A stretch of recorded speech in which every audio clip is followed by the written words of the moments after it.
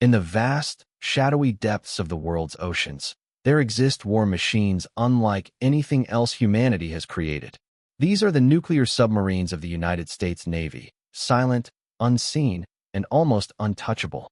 To the average eye, the sea's surface tells nothing of the steel leviathans gliding hundreds of meters below, carrying enough firepower to alter the fate of nations in minutes.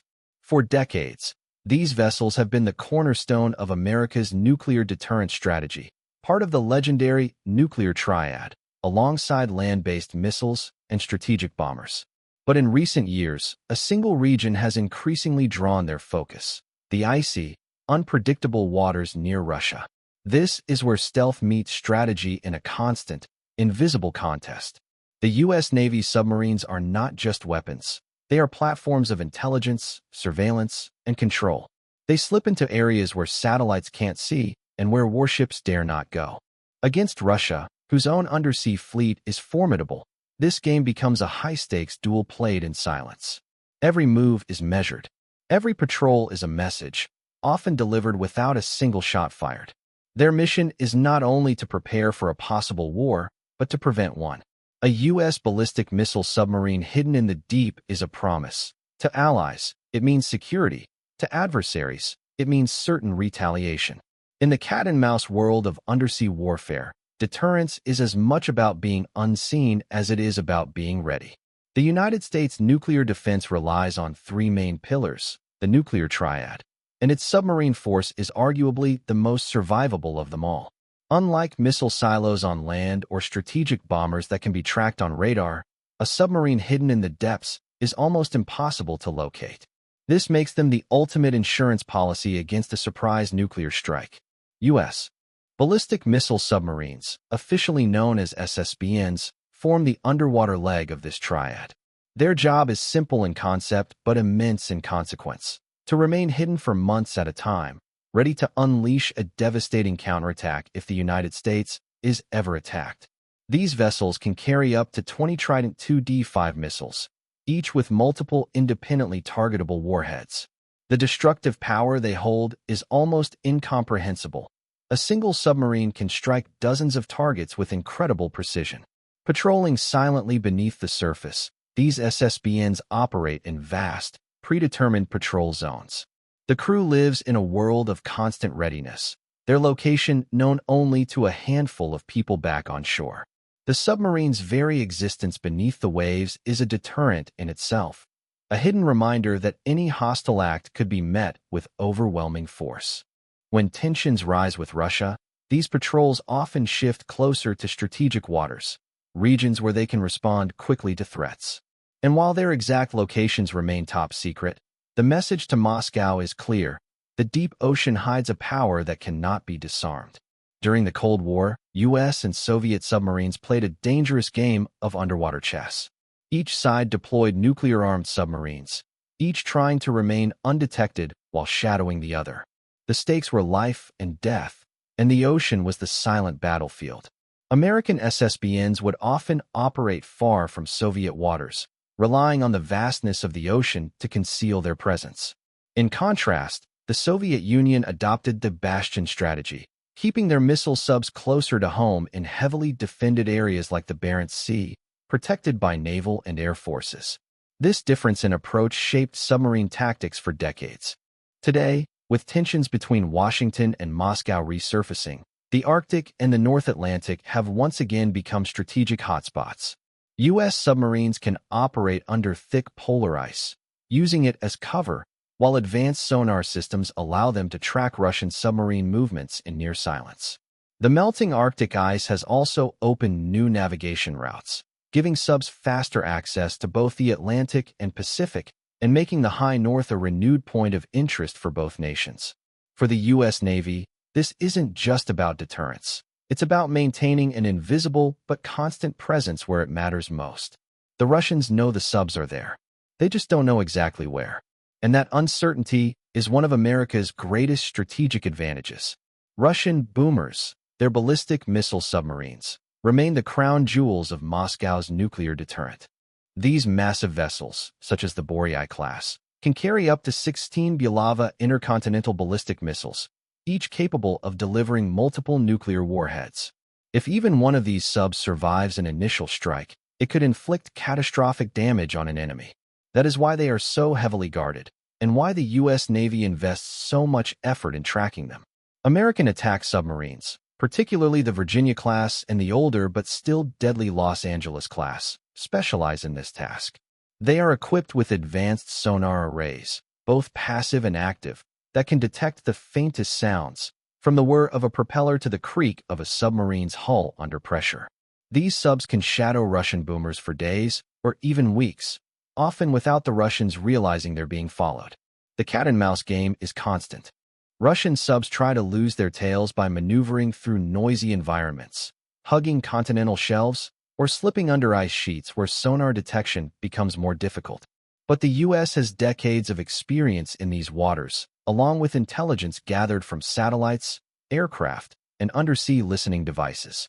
For Washington, tracking Russian boomers isn't about provoking a fight. It's about ensuring that if conflict ever came, those subs could be neutralized before they could launch. It's a dangerous mission, carried out in silence, with the fate of millions hanging on the balance of stealth and skill. Beneath the oceans, U.S. and Russian submariners play a high-stakes version of chess, where every move could mean survival or destruction. Unlike surface ships, there are no visible signals or obvious maneuvers. Everything is hidden in the darkness and pressure of the deep. U.S. Navy attack submarines often position themselves near Russian naval bases, especially in the Arctic and Pacific, to catch boomers as they leave port.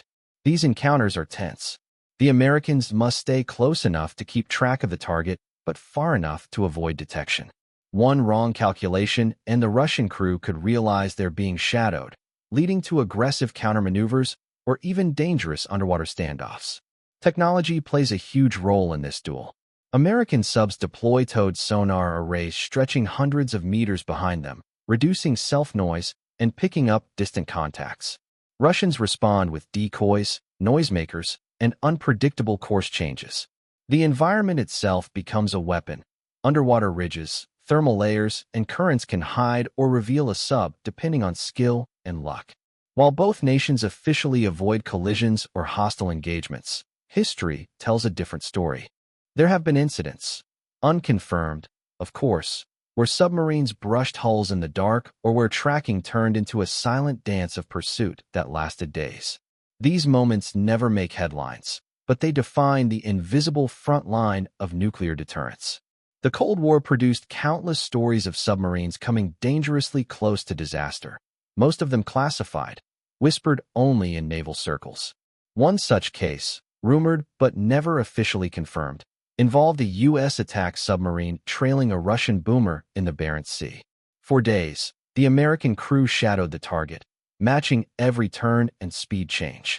But then, without warning, the Russian sub sharply reversed course. In the confined space beneath the ice, both vessels passed within meters of each other, close enough for the crews to feel the vibrations through the hull.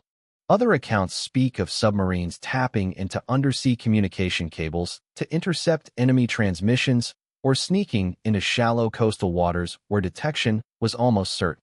Such missions were perilous not only because of enemy patrols, but also due to treacherous seabeds and shifting ice. These operations never reached the newspapers, but they were a critical part of the silent standoff.